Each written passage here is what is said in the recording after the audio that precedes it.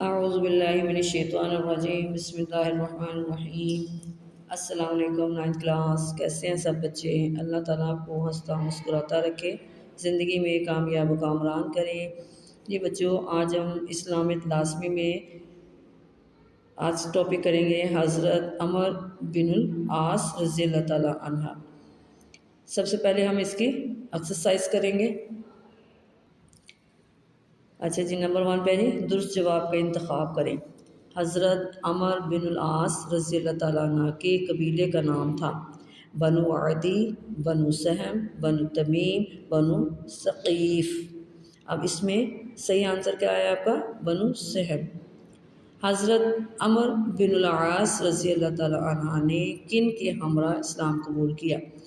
حضرت خالد بن ولید رضی اللہ تعالیٰ عنہ، حضرت طلحہ رضی اللہ تعالیٰ عنہ، حضرت ابو سفیان رضی اللہ تعالیٰ عنہ، حضرت ابو موسیٰ اشعری رضی اللہ تعالیٰ عنہ۔ اس میں صحیح آنسر کیا ہے؟ حضرت خالد بن ولید رضی اللہ تعالیٰ عنہ۔ آگے نمبر 3 پہ آئیے۔ حضرت عمر بن العاص رضی اللہ تعالیٰ عنہ کا نمایاں وصف تھا سفارتکاری، فقہ، خانہ کعبہ کی قبولیت، تجارت۔ اب اس میں صحیح آنسر کیا ہے؟ سفارتکاری۔ حضرت عمر بن العاص رضی اللہ عنہ نے شہر کی بنیاد رکھی فسطاط، بصرہ، کوفہ، دمشق۔ صحیح آنسر کیا ہے؟ فسطاط۔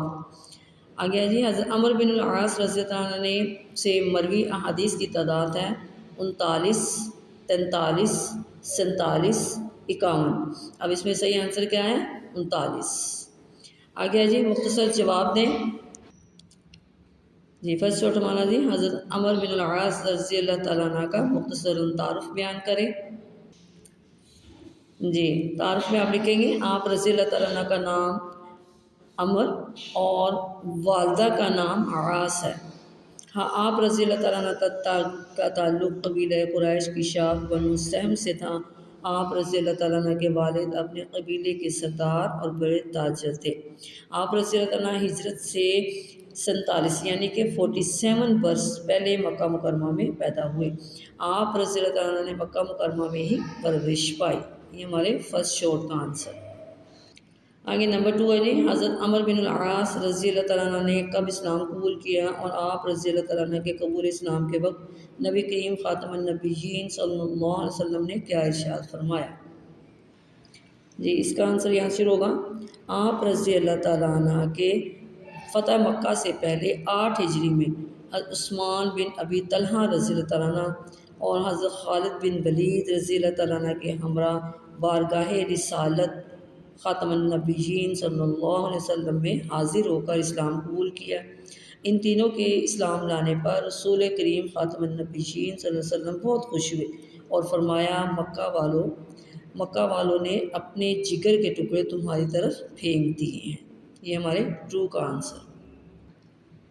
آگے نمبر 3 ہے جی، حضرت عمر بن العاص رضی اللہ تعالیٰ عنہ کی سفارتکاری کے بارے میں آپ کیا جانتے ہیں؟ وضاحت کریں جی۔ یہ تھرڈ کا آنسر یہاں سے حضرت عمر بن العاص رضی اللہ تعالیٰ عنہ سفارتکاری کا وسیع تجربہ رکھتے تھے۔ قبول اسلام سے پہلے اور اسلام قبول کرنے کے بعد انہوں نے سفارتی مہموں میں بھرپور طریقے سے حصہ لیا۔ نبی کریم خاتم النبیین صلی اللہ علیہ وسلم نے ان کی اس صلاحیت سے فائدہ اٹھاتے ہوئے انہیں عمان میں سفیر بنا کر بھیجا۔ وہاں پہنچ کر انہوں نے وہاں کے حاکم سے ملاقات کی، انہیں اسلام کی دعوت دی۔ حضور خاتم النبیین صلی اللہ علیہ وآلہ وسلم آپ خاتم النبیین صلی اللہ علیہ وسلم کا دعوت نامہ پہنچایا، جس سے متاثر ہو کر انہوں نے اسلام قبول کر لیا۔ خلافت راشدہ کے دور میں بھی وہ خلافت اسلامیہ کے نمائندے کی حیثیت سے رومی اور ایرانی وفود سے ملنے والے سفارتکاروں میں شامل رہے۔ تمام ادوار میں ان کی سفارتکاری بڑی نمایاں نظر آتی ہے۔ یہ ہمارے تھرڈ شارٹ کا آنسر جی۔ بچوں، آگے ہیں حضرت عمر بن العاص کے کوئی سے 4 نمایاں اوصاف تحریر کریں جی۔ اس میں آپ لکھیں گے سفارتکاری کا وسیع تجربہ، سپہ گھری اور شاہ سواری کا فن، سیاستدان اور سپہ سالار، ادب اور شاعری میں رغبت۔ ٹھیک ہے، یہ 4 کا آنسر ہے۔ آگے نمبر 5 ہے حضرت عمر بن العاص نے مصر کیسے فتح کیا اور وہاں پر کون سی اصلاحات متعارف کروائیں؟ جی بچوں 5 شاٹ ہمارے یہاں شروع ہوگا۔ جب حضرت عمر رضی اللہ تعالیٰ حضرت عمر رضی اللہ تعالیٰ عنہ شام تشریف لائے تو حضرت عمر بن العاص رضی اللہ تعالیٰ نے ان سے تنہائی میں ملاقات کی اور کہا کہ انہیں مصر پر حملہ کرنے کی اجازت دی جائے۔ حضرت عمر رضی اللہ تعالیٰ عنہ نے انہیں اجازت دے دی۔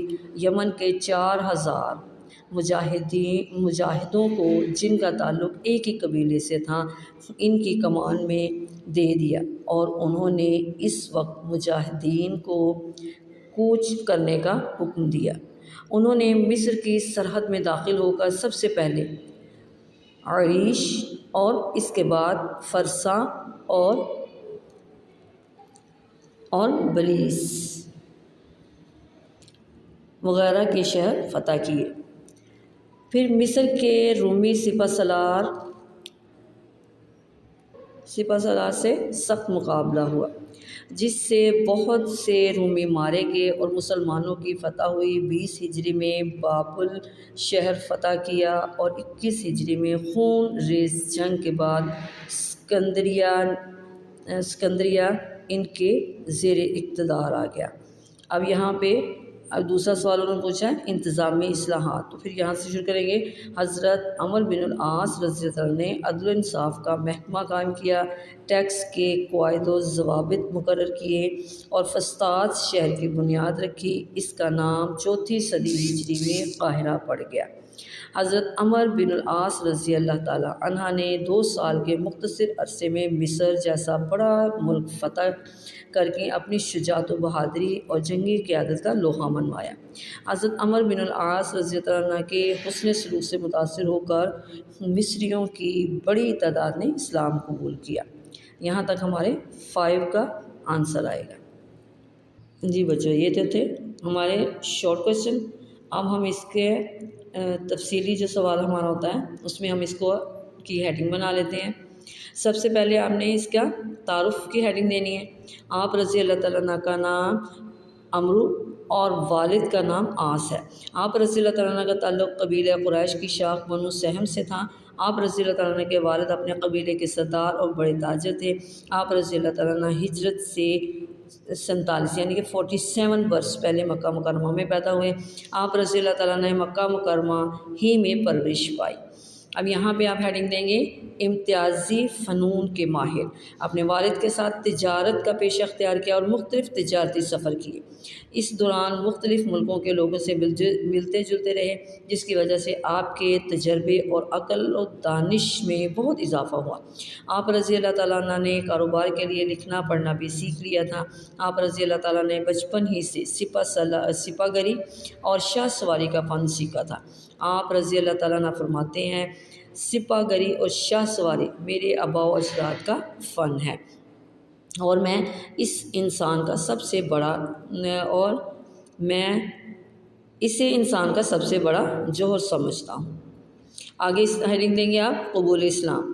آپ رضی اللہ تعالیٰ عنہ کے فتح مکہ سے پہلے 8 ہجری میں حضرت عثمان بن ابی طلحہ رضی اللہ تعالیٰ عنہ، حضرت خالد بن ولید رضی اللہ تعالیٰ عنہ کے ہمراہ بارگاہ رسالت خاتم النبیین صلی اللہ علیہ وسلم میں حاضر ہو کر اسلام قبول کیا۔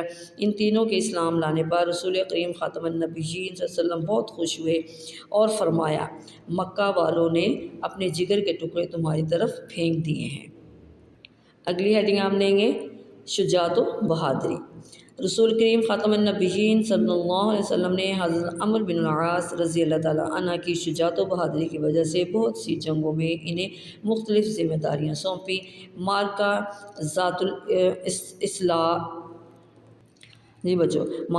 ذات السلاسل ہے۔ سلاسل میں 200 مجاہدین پر امیر بنا کر بھیجے گئے اور شاندار کامیابی حاصل کی۔ اب یہاں پہ ہیڈنگ دیں گے سفارتکاری کا وسیع تجربہ۔ حضرت عمر بن العاص رضی اللہ عنہ سفارتکاری کا وسیع تجربہ رکھتے تھے۔ قبول اسلام سے پہلے اور اسلام قبول کرنے کے بعد انہوں نے سفارتی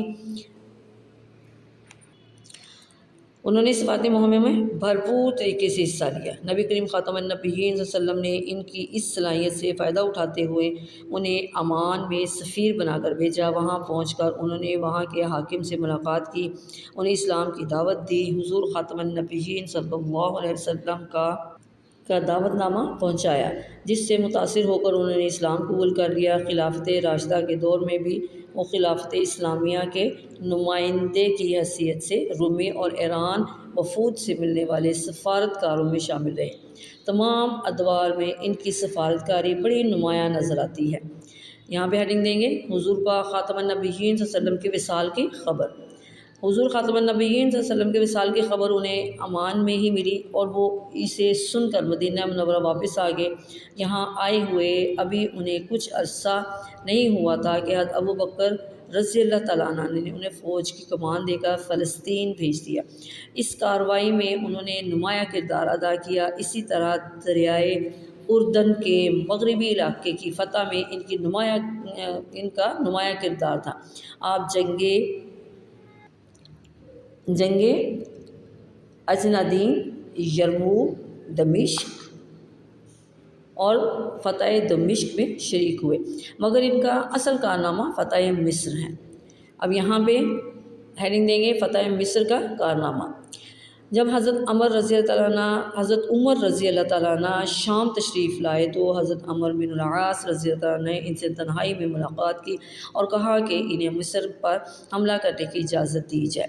حضرت عمر رضی اللہ تعالیٰ عنہ نے انہیں اجازت دے دی۔ یمن کے 4000 مجاہدوں کو جن کا تعلق ایک ہی قبیلے سے تھا ان کی کمان میں دے دیا اور انہوں نے اس وقت مجاہدین کو کوچ کرنے کا حکم دیا۔ انہوں نے مصر کی سرحد میں داخل ہو کر سب سے پہلے عریش اور اس کے بعد فرسا اور بلیس وغیرہ کے شہر فتح کیے۔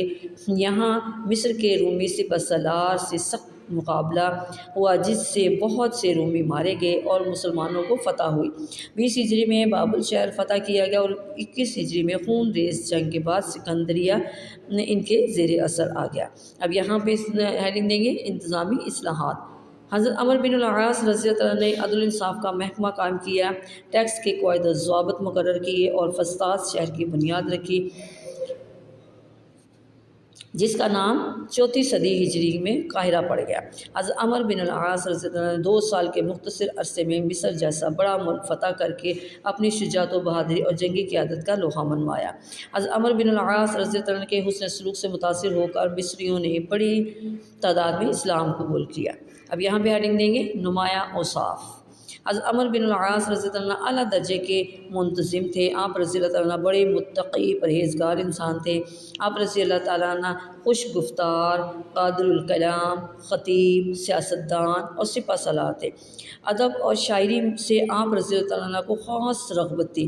آپ رضی اللہ تعالیٰ عنہ کے مشہور اقوال میں سے ایک قول ہے کہ ہزار لائق آدمیوں کی موت سے اتنا نقصان نہیں پہنچتا جتنا ایک نالائق آدمی کے صاحب اختیار ہو جانے سے پہنچ جاتا ہے۔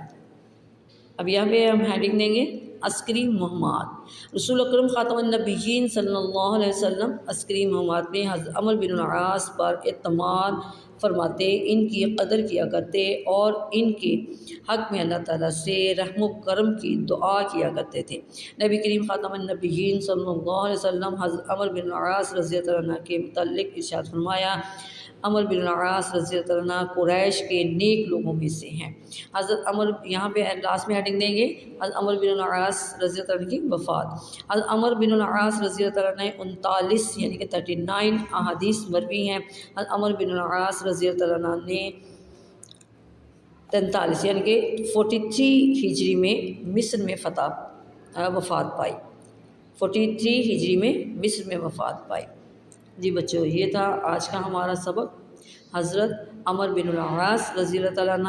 اس کے ہم نے شارٹ کویشچن، MCQs اور ساتھ میں ہم نے یہ تفصیلی جو آپ کا لانگ آتا ہے اس میں آپ نے ہیڈنگ کے ساتھ اس کو ہم نے پڑھ لیا، اس کو آپ نے اچھی طرح یاد کر لینا ہے۔ دعاؤں میں یاد رکھیے گا۔ اوکے، اللہ حافظ۔